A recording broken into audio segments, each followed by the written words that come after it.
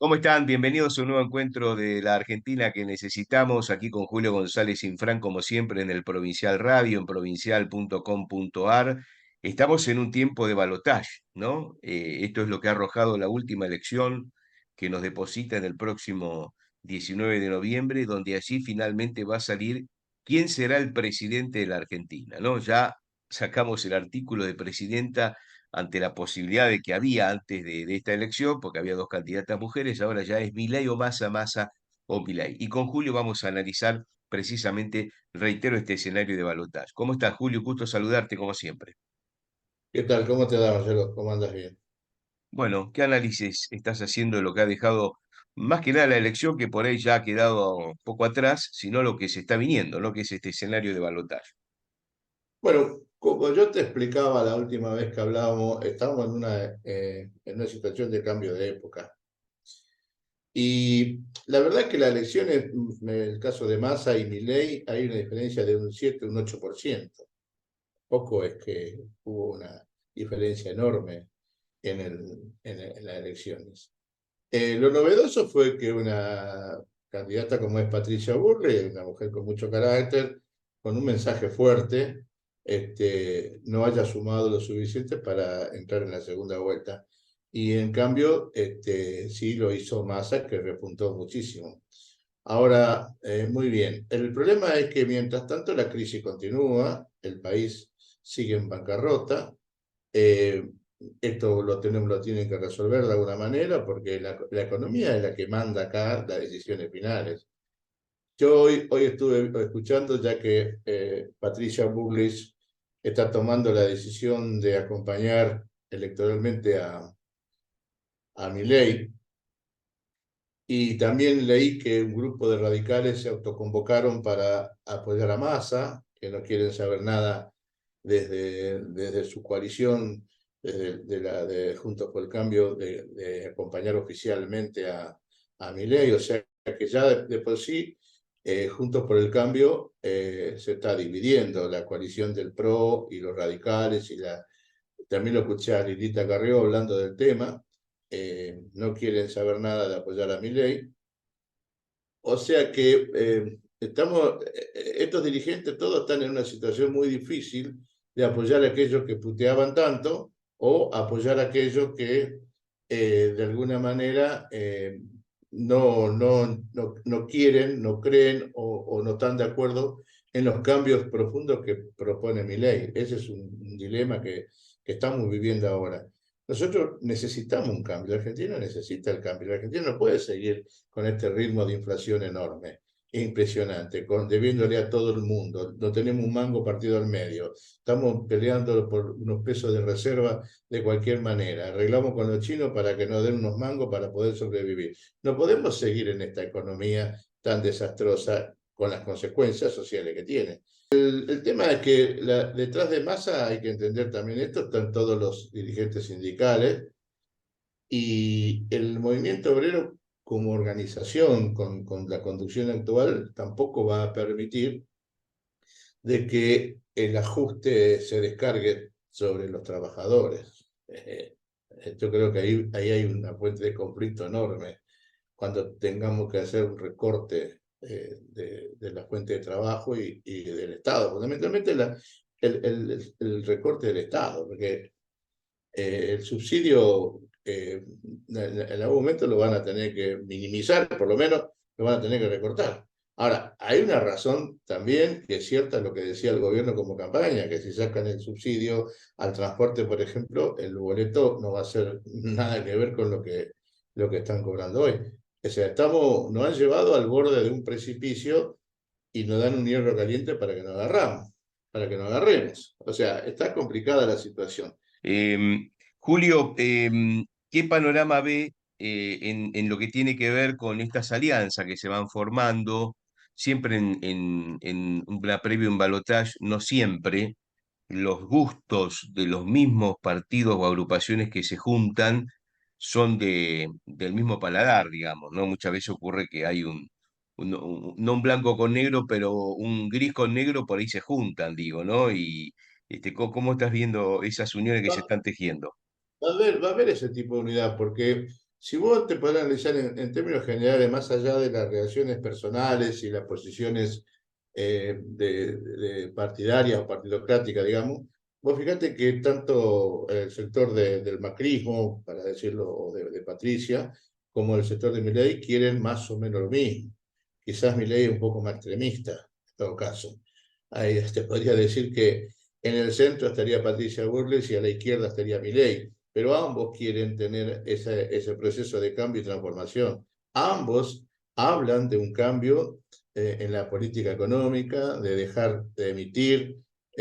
Hay muchas coincidencias. Algunos, quizás el problema es que uno es más extremista que el otro en distintas cosas, pero ambos, yo creo que todo ese sector que encarnó tanto Milei como Patricia Burley es realmente el 50% del país que quiere el cambio. Y el otro 50% está alineado con las políticas tradicionales, de alguna manera, del peronismo, de repartir, de dar una atención a la gente más humilde, subsidiar esto, subsidiar aquello. Es decir, esa política peronista que se tergiversó a través del tiempo, que no tuvo nunca la situación de que recaudar, producir para sostener una justicia social. Sin una producción económica importante, no hay cómo financiar una justicia social. Bueno, el peronismo tradicional que conocemos ahora no se ha ocupado de eso.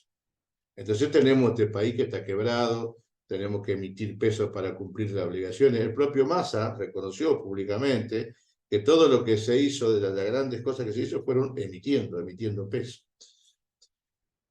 No veo que haya tampoco un economista que asuma la conducción del Ministerio de Economía y explique un programa económico que nos saque a nosotros de esta política de subsidios para poder producir más y recaudar más y fortalecer el tesoro. No veo, no hay, no se habla de ese problema. Esto se habla del otro lado, se habla del grupo de Milei y del grupo de Patricia Bullrich.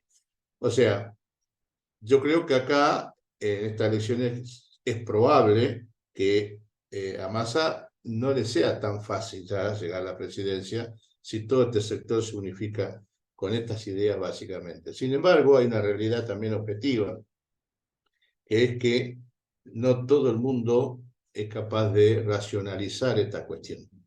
Y hay que ver qué dice la gente, porque esto se arregla con votos. La opinión de los dirigentes en este momento es relativa. Sin embargo, bueno, va a haber una elección muy fuerte, va a haber dos modelos totalmente enfrentados en esta próxima elección. Bien claro, dos modelos claramente diferenciados para que la Argentina siga por uno u otro camino. Ujú. Julio, la gente no votó corrupción, ¿no? Votó Yo, economía, votó el bolsillo, aunque tampoco estamos bien. Votó tranquilidad, votó el miedo. ¿Qué votó? no, la gente votó cambio, por un lado, y también votó continuidad socioeconómica, o sea, subsidios, boletos baratos, en fin, el modelo que a nadie le importa de dónde sale. Lo que pasa es que la gente, la mayoría, evidentemente hay una mayoría que no entiende que la inflación es consecuencia de la emisión, o si lo entiende, dice, bueno, pero es peor que yo no tenga ese subsidio, porque ¿qué hago? ¿Quién me ofrece otra cosa? Así que el tema de la corrupción es realmente preocupante, porque no es la primera vez que nos ocurre y hace ya bastantes años que la Argentina viene soportando enormes corrupciones. ¿Te acordás el gobierno de Cristina, la Rosadita, la plata de los López, el desastre que hubo con el tema de la compra de los ferrocarriles, de los trenes, con debido, en fin, Lázaro Báez, demostrado casi plenamente, todavía siguen los procesos de blanqueo de la plata a través de los hoteles, y de ahora lo de Insaurralde, o sea, en estos años esta dirigencia actual que está en el gobierno mostró y resaltó varias veces la corrupción cubriéndola. La gente no ha reaccionado en ese sentido, porque tengo entendido que, por ejemplo, en Loma de Zamora, que por lo menos tenía que haber habido un cambio, ganaron casi por un 50 y pico por ciento. O sea que a nadie le importa que Isa Rural le haya robado como robó. Ese es el análisis que uno hace. Hay que esperar ahora qué pasa con esta elección, cómo se va reperfilando la sociedad también. Lo que pasa es que es difícil que la gente asuma de que tiene que hacer sacrificio, ¿no? Nadie quiere hacer sacrificio. Y nosotros nos han llevado a una situación donde vamos a tener que hacer sacrificio. Muchos sacrificios para salir adelante.